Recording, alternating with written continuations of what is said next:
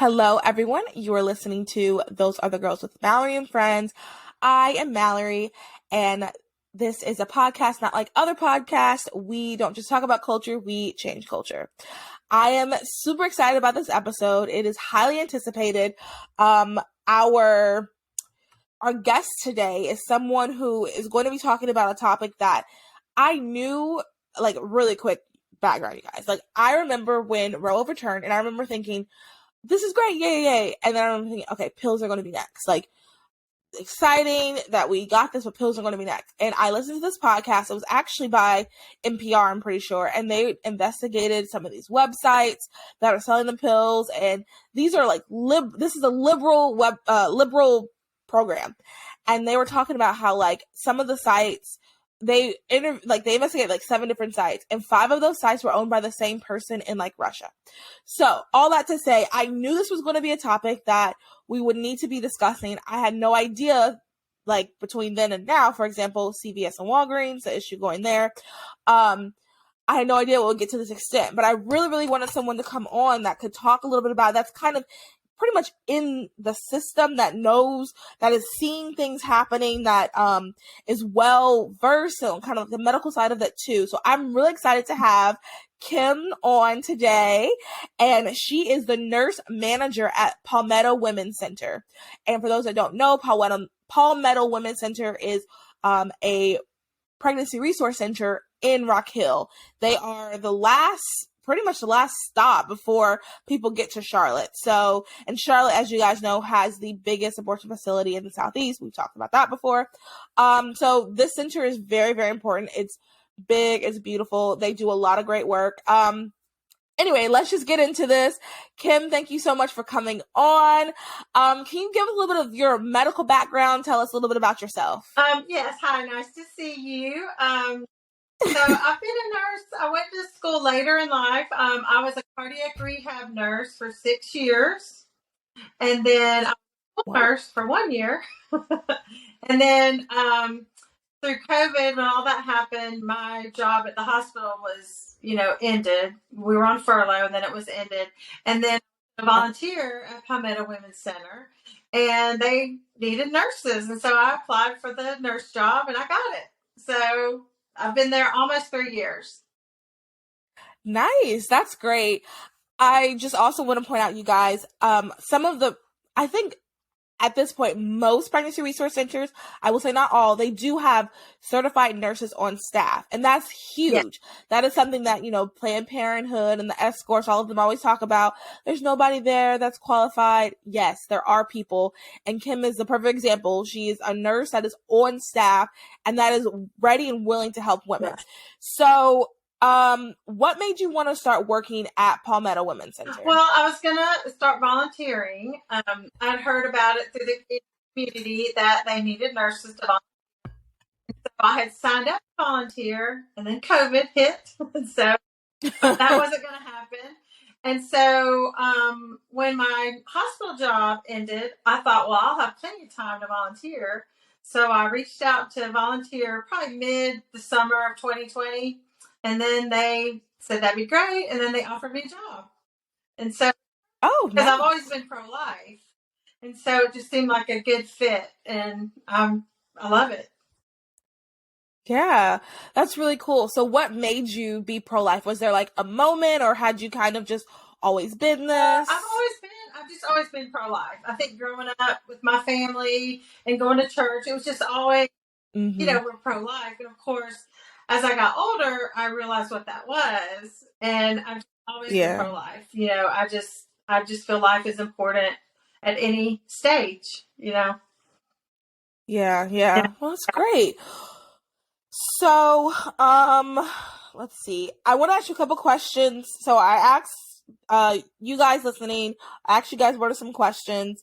I want to get to a couple questions about just the center first, and then really get into the pill. So the first question I want to ask about the center is, what are some of the reasons that you're seeing that people are coming in? Because I think there's a misconception. Some people think that everyone coming in is just, sleeping around and just doesn't want these consequences. Or people think that everyone coming in has this big crazy story of that's really sad, which we know that there's some in between, but or at your center specifically, what are some of the reasons that people are coming in? Well, there's a variety of reasons. A lot of women are coming in to get a free pregnancy test and an ultrasound, maybe because they don't have insurance and they just want to, get that test. A lot of women are coming in because they want to find out how far along they are, because maybe they are considering abortion.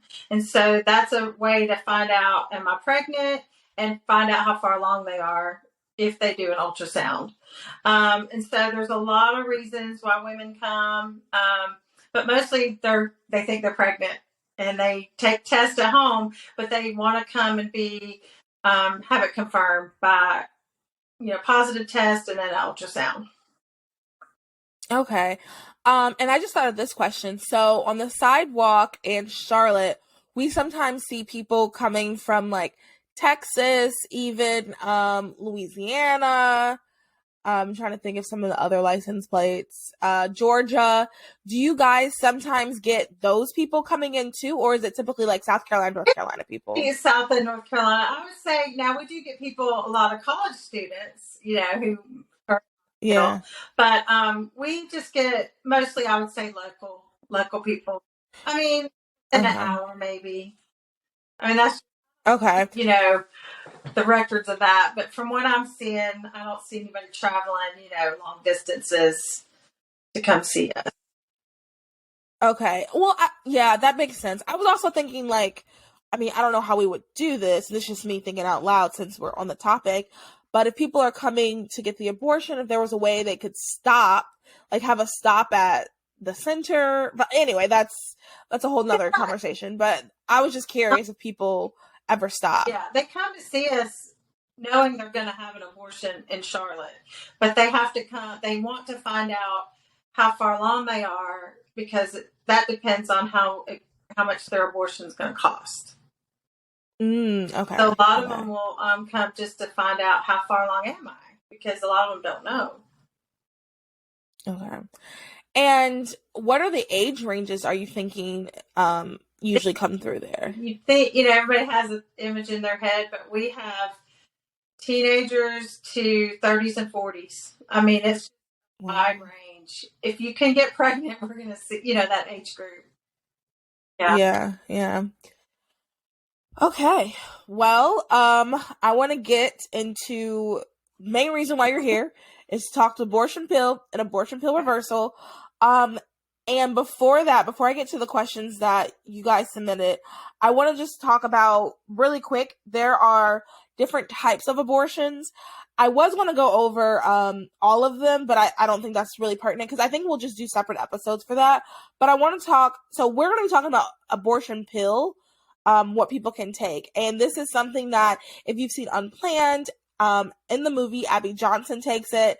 This is a pill that you get from a Planned Parenthood or an abortion facility. There are also types of abortions that are D and C and D and E and other, there's other types. And that's not what we're going to be talking about this episode. And this type, typically, you have to be within a certain range. You're supposed to be, I'll say that. You're supposed to be within a certain range to take the pill. So these are people who, because I know that when we talk about abortion, we also talk about the fact that sometimes they have to crush a baby's skull, they have to rip limbs apart, things like that. That's not what we'll be talking about this episode. It's still absolutely horrific, and we'll discuss that later, but this is going to be a different type of an abortion that happens. I just wanted to clarify that. So, okay. First thing is, can you kind of explain what does the abortion pill do? Okay, so the abortion pill, sometimes it's called a chemical abortion or a medical abortion, and it's usually a 2-step process.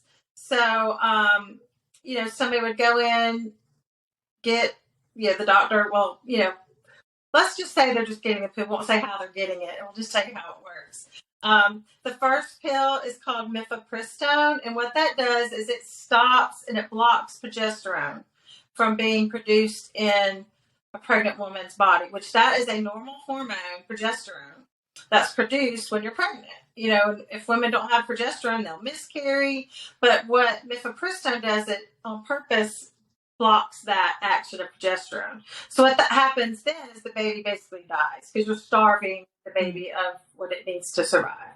Okay, so then usually, and then the woman will take that pill there, and then she's given a bag of pills, and she'll take like the next day, next 2 or 3 days, and it's called misoprostol, and it's another set of pills. And what that does is that causes cramping, bleeding. Basically, you're contracting to get the baby out because it has to come out.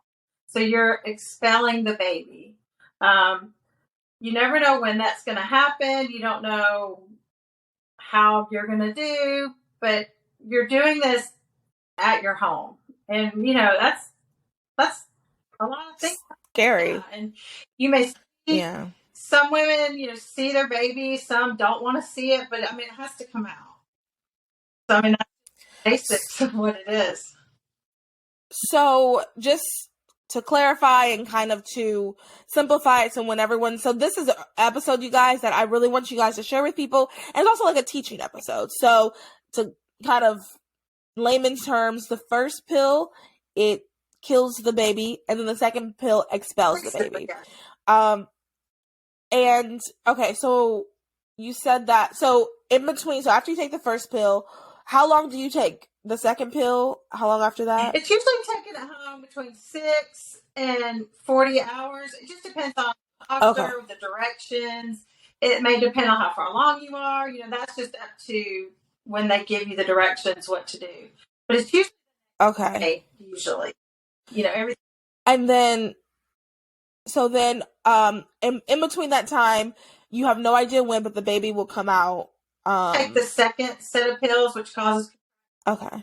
You don't know when that'll happen. It could happen. It could happen. Who knows? Who knows how long it could last? But once you take the second pill, that's the pill that's going to cause all those contractions and cause the baby to be expelled.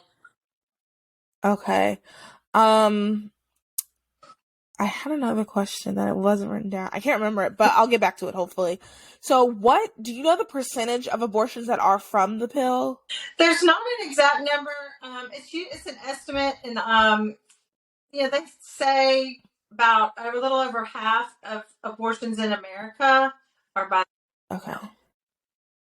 That's a lot. Yeah. Yeah, that's a huge number. And it also, I remember what I was going to say now, but I'll say it in a second. But it also makes you think, like, we know that I believe it's 1 in 3 women are going to have an abortion statistically. So it also makes you think, like, how many times, your friend cancels on you. Is she hurting? Or, your coworker doesn't show up because she just calls in sick, has something happen, and she's at home. Because I'm sure most people are not broadcasting, which I think is one of the dangers of making it so easily accessible, because women can get hurt, your child is hurting, so I'm sure it's not, people aren't broadcasting it, so it just makes you think, like, who is actually at home hurting from this? Exactly. Because especially if you've seen Happy Johnson's movie Unplanned, it's not just this, okay, take this pill. Like, it's not like Tylenol. Right. You take Tylenol and, oh gosh, you feel so much better. You go about your day, everything's fine. It's not like that at all. And I think that when people are talking about it online, when pro-aborts are recommending it to people, they're not really explaining, like, this is a serious thing. This isn't something to laugh about. This isn't something that is going to be simple. What I wanted to interject with really quick was I was watching this program on Vice, and Vice, as we know, is a leftist, they're pro-abortion, slanted source. And this was supposed to be, I guess it was supposed to be like a dig at pro-lifers for making abortion hard. But really, to me, it just showed that, well, anyway, I'll just tell what happened. So the girl she went to Mexico, the, like, news reporter person. she went to Mexico to get some pills from abortion pills from pharmacies, and she went to like 3 different pharmacies, and all 3 pharmacies gave her different instructions. And to me, that's kind of scary because it was just like some random guy like behind the. It was like, you guys, it was like if you go to like Walgreens, not even Walgreens, because you have to have a prescription. It was like if you go to a bodega and you're just like, hey, I need an abortion pill, and the guy, all right, here you go, ma'am. What are the instructions? Well, I think you take one. One guy said you take one, and then like 48 hours you take another one. Another guy said you take one, and then you take it like every 2 hours the next day. So he gave her a lot of them. So my point is, it's so, you can't just get these pills from whoever and like follow whatever instructions. It's very, very dangerous. Well, and everybody's different, and it says from 6 to 48 hours. Well, everybody's different. Maybe right. Maybe you need more. So that's why it's just so vague, really. Yeah, and are they approved by the? They are approved by the FDA. Okay, I'm curious. I would like to do more research on like how did that happen if there's such a variation, and also too 6 to 48 hours. That's a huge window. That's like half the day versus 2 days from now. That's such a huge window. I think it just depends on the doctor, and women need to remember. Maybe your friend did have an abortion with the pill and she did fine. Well, you may not. I mean, everybody's different. You can't. Not everybody's going to respond the same way. Right. So, why do you think they're being pushed in pharmacies right now? Because they went from not being allowed to be so easily accessible. You had to go make an appointment. You had to do the ultrasound. At some stage, you have to do an ultrasound. You have to do all this stuff. Now you can just hop online, get your, and this is true, you guys. This is factual. We'll link some websites that have discussed this. You can hop online, get a prescription from someone in Norway, then that person will send your prescription to a place in Germany, and then Germany will send the like script to your Walgreens, and then you'll have the prescription. So why do you think they're making it so easily accessible? It's a hard question because, why is Planned Parenthood giving up their, big money maker? I don't know. I do.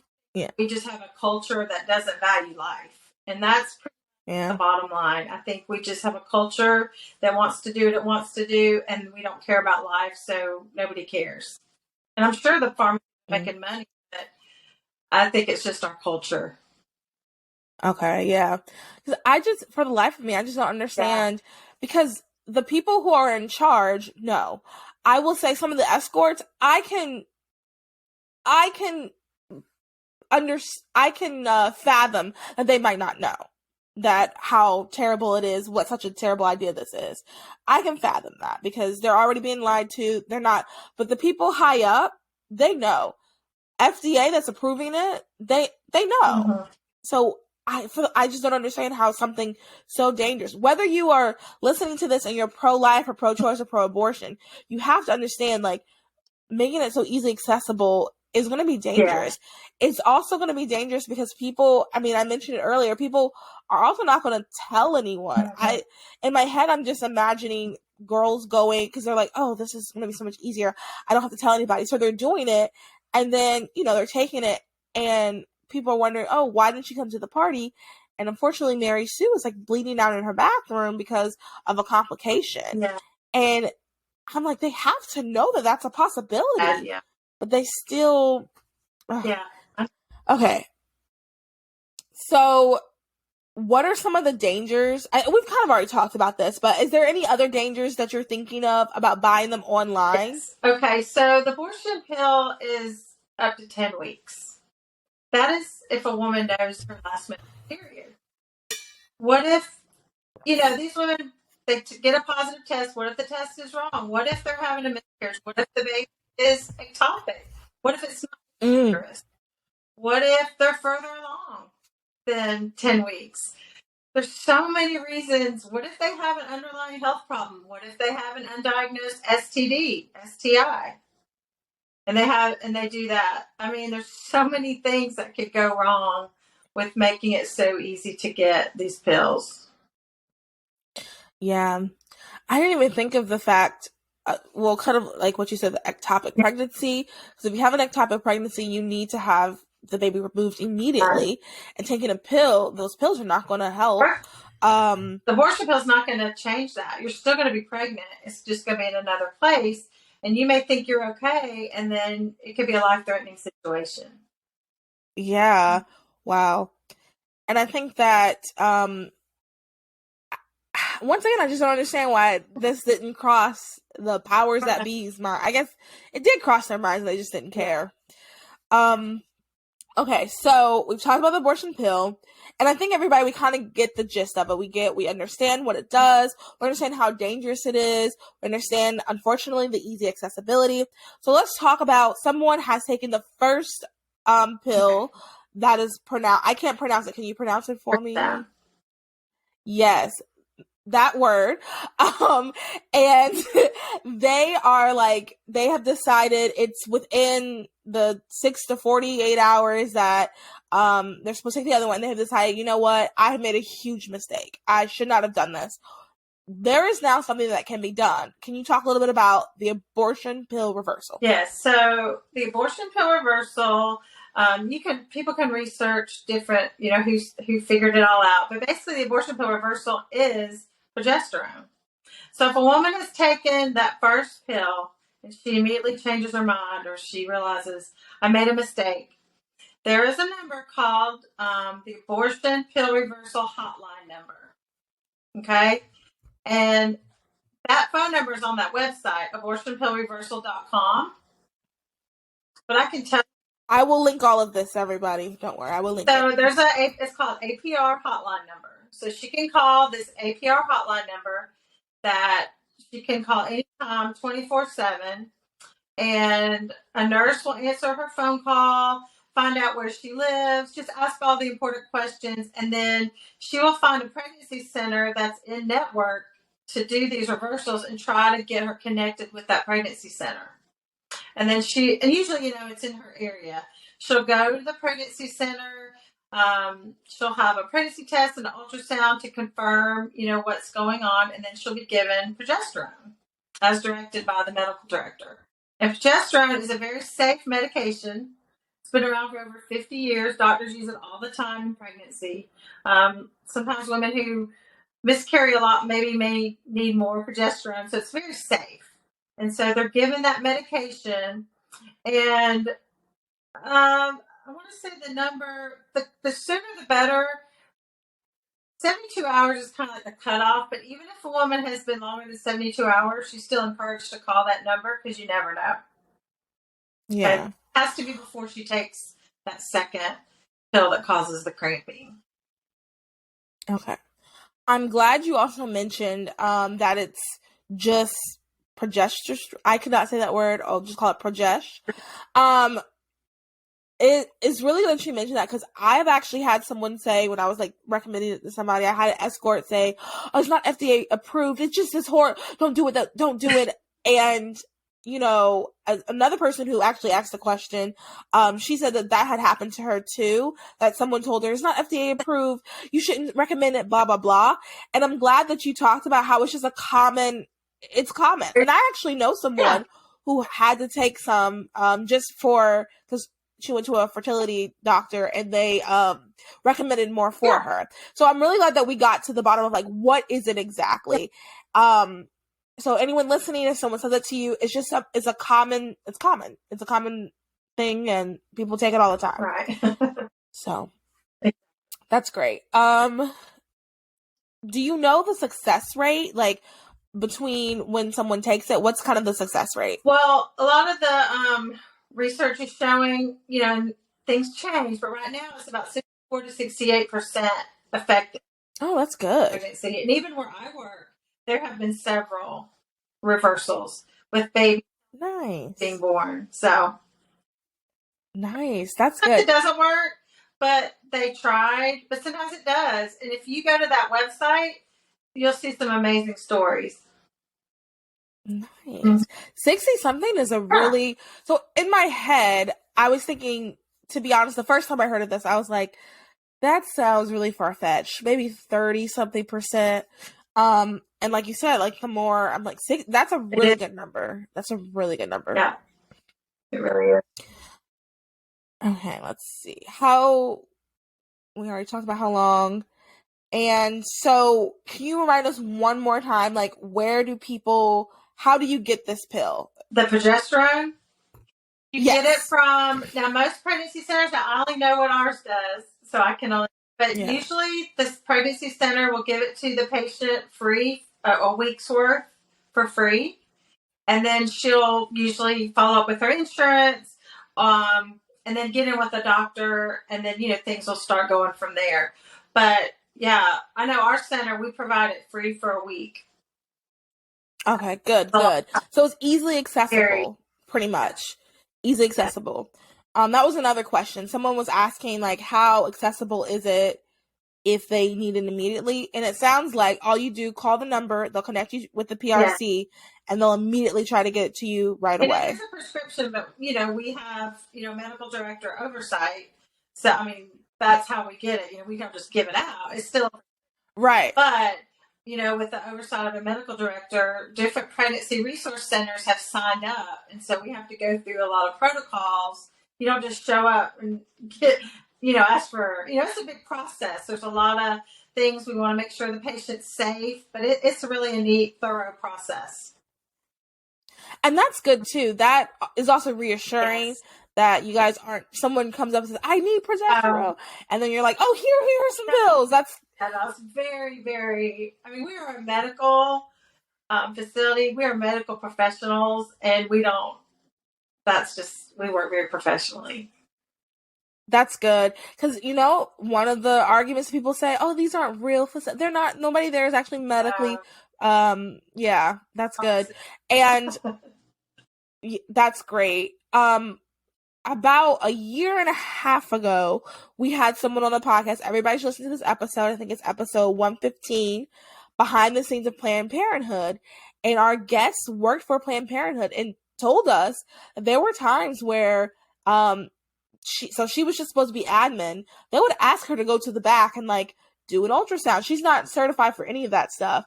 And let me tell everyone listening, I would put money on it. There is not a single pregnancy resource center that something like that will happen. And everybody there that will be working with you is going to be qualified. Everyone has their license up to date. The main reason is because people are expecting them to do it wrong. So you have to always be on your P's and Q's when they're waiting for you to fail. So I can guarantee that no, you're not going to have an experience like that at a pregnancy resource center. Planned Parenthood, I mean, you can do the research. There's her name. The lady who we spoke to is not the only person who's done something like that. There are Planned Parenthoods that do that all the time. That is actually very common. That's what she was telling us. It was very common. But you're not going to get that. We are thoroughly trained. The nurses are thoroughly trained in limited ultrasounds. And we work hard for what we do, and we don't take it lightly. And we are very, very professional. Oh, I love that. That's so important. Yeah. And that's also, just quick segue, and then we'll get back to the questions, but that's also really reassuring to know that when you are going to a place, they have high level of care, people there are qualified, and especially when you're in that high stress situation. So if you're listening and you're going to take one of your friends to a pregnancy resource center, or you just meet a random lady on the sidewalk, or, way to reassure them is the people there really, they're qualified, they care, they take what they do very seriously, because it is serious. They want to care for you as well as your child. That's exactly right. So that's just a plug for PRCs. Okay, and then so 3 more questions. The first question is, what are some things that we can do to support our local PRCs? I want everyone listening to, once this episode is done, Google where your closest PRC is and call them up. Call them up to volunteer, donate, or whatever. So what exactly should they be asking the local PRC, or what do you know most PRCs are looking for? Well, prayer is definitely number one. We need prayer just for protection, and That's always a big thing. Volunteering is amazing. Volunteers are the backbone of a pregnancy resource center. Um, Hmm. we're a nonprofit. We can't afford to pay every single person that Right. that helps. So volunteering is, we love our volunteers. So if you've got one day a week to give, that'd be awesome. So I know they love volunteers, and of course donations. Money is what, that's how we are. We have to operate with money, but God has provided for us. We've never had to beg. God has just given. We're just so blessed above and beyond. But prayers, volunteering, and just spreading the word of, what we do to help, pregnant women. Yeah, well, that's great. Before the final big question that we asked everybody, I want to ask you, this has been a really good episode. I like that it's shorter. Some episodes we just talk forever and ever, but I like that this is short and concise. We got to the root of the problem, what we can do. I like that. But it has kind of been sad. Can you tell us an uplifting story about something that has happened at the center? So we had a woman come in who she was from another state and had just moved to the area during the COVID time. Okay. Surgical abortions in her previous state, where she lived, and she came in. I think her little boy was like 3 years old, maybe 2 or 3, and she just wanted to know how far along she was because she wanted an abortion. I mean, that was all. And as we always do, we do a pregnancy test. We talk to her. We ask to do an ultrasound. We don't force anybody to get an ultrasound. They have to sign a consent. So we did the ultrasound. She was like, yes, I want to know how far along I am so I know what to do. So we go in there and we do the ultrasound. And I'm not sure. I want to say she was like 10, 11 weeks. The baby was moving around and she was just staring at the screen. And so afterwards, just like we do, we come back in and talk with them, answer their questions. And we have these little baby models. I don't know if you've seen them. Like, it shows the different stages of development, like Yes. 8 weeks, And she just walked over there while I had walked out. She was getting dressed and she was holding them in her hands and just looking at them. And I'm not kidding you, she had tears. And she said, if I would have known this, things may have been different. I mean, it broke my heart. She'd never seen the ultrasounds before with her first 2 abortions. She did not know. I mean, I don't know about with her baby that she had, but she was just in tears. I wish I had known y'all years ago. She is amazing. She ended up having her baby. She's donated to our center. She has heard about what we've done for her, and she is so thankful because now she's got a precious second little boy, and it's been a blessing because I know we make a difference. We're here to help. We're here to show you life, but we're not here to make your decision. Yeah. Wow. Yeah. I love that. I also too, it just makes me remember that that's why we have to continue to tell the truth, because people don't know. Because those of us, I'm sure a lot of people listening, myself, you, we know these things because it's like, how do people not know? But they don't know. They do not know, and they're not going to know if we don't tell them. Right. We have to continue to say something. We have to continue to spread the truth. Wow. Well, I'm happy to hear that. That's great. Oh, that's a good note to end it on. I have a lot of good stories like that. So it does do a good thing. Yeah. Oh, that's good. So our last question, we asked all the guests that come on. And the question is, if every single girl in the entire world was looking at you right now, what is some advice? What is something that you would tell them?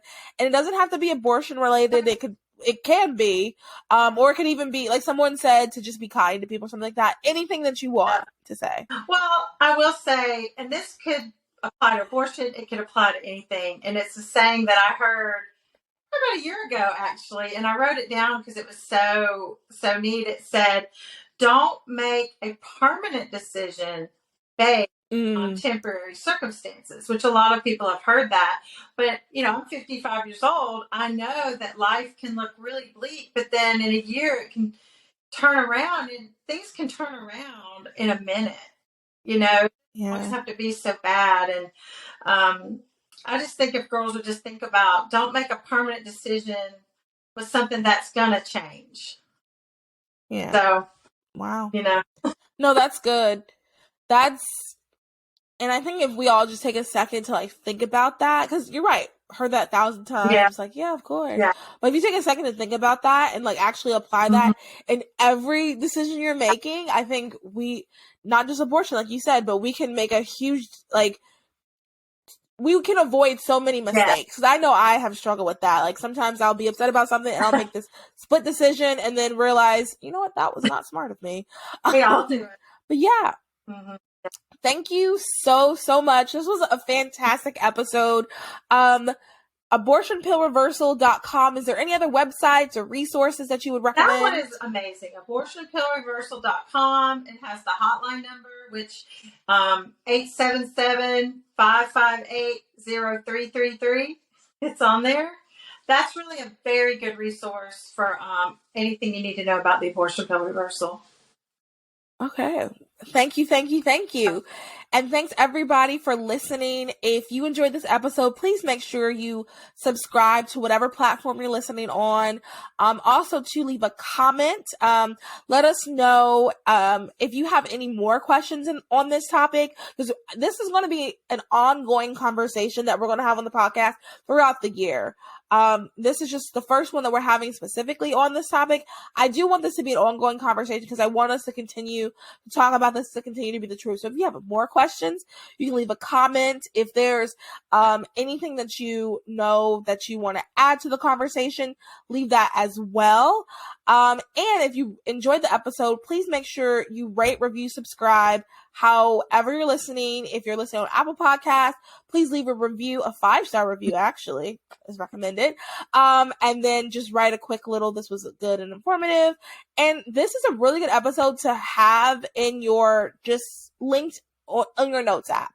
When you're having a conversation with any of your friends about this topic, I think this will be a good episode to just show people. Kim was very straight to the point. She discussed what it is, because once again, people do not know.